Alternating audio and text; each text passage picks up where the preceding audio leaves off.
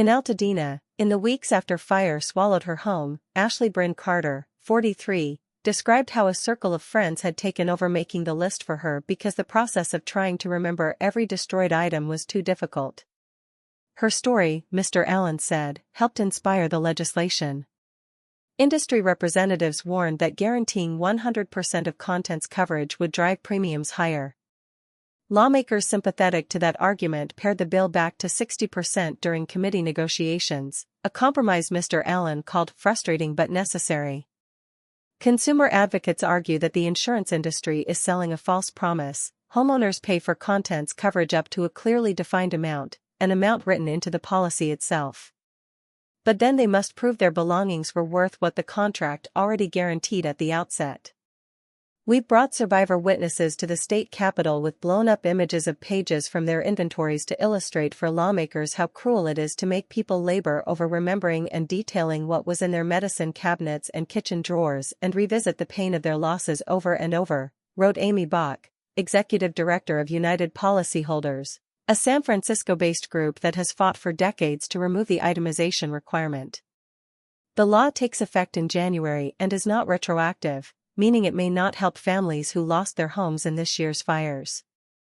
Mr. Allen said he has had conversations with carriers and hopes they will choose to comply with the law voluntarily and extend the higher payouts to victims of the recent catastrophe. Ms. Carter is among the people who received an offer of a 60% payout from her insurer, but because the cost of rebuilding is so steep, she needs the remaining 40%.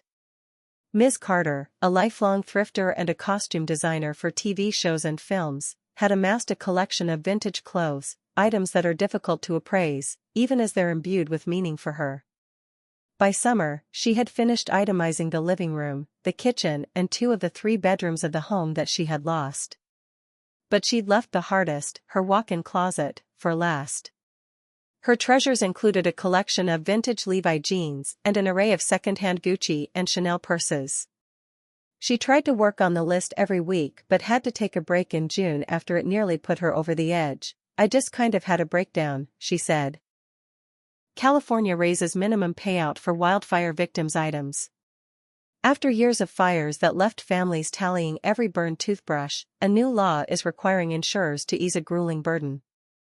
Families who lose everything in future wildfires in California will now be able to collect the bulk of their insurance payout without cataloging every item burned in the blaze under a new state law. The legislation, signed by Governor Gavin Newsom on Friday, is meant to ease one of the most punishing parts of recovery, when survivors are forced to itemize the ashes of their lives. Starting in 2026, insurers must pay at least 60% of a homeowner's personal property coverage, up to $350,000, without requiring a detailed inventory of every lost item. Previously, insurers were required to advance only 30% of the dwelling's value with the payout capped at $250,000. The new legislation applies when a house is declared a total loss. The law stops short of what its author and consumer advocates had sought. The original proposal, nicknamed the Eliminate the List Act, would have required insurers to pay 100% of the contents limit automatically without an itemized list of destroyed belongings.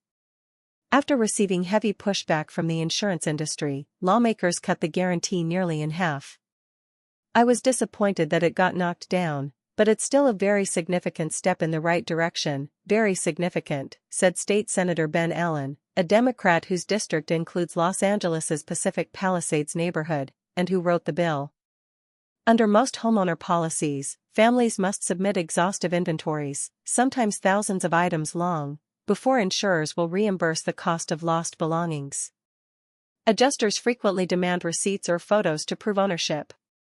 Survivors of past wildfires, as well as those struggling to build their list after the January blazes that tore through Altadena and the Pacific Palisades, have described the process as its own form of trauma. One Colorado couple whose home was erased by the Marshall Fire in 2021 shared a spreadsheet that stretched over 50 pages, cataloging every item down to the $3 ribbon on a gift wrapping station.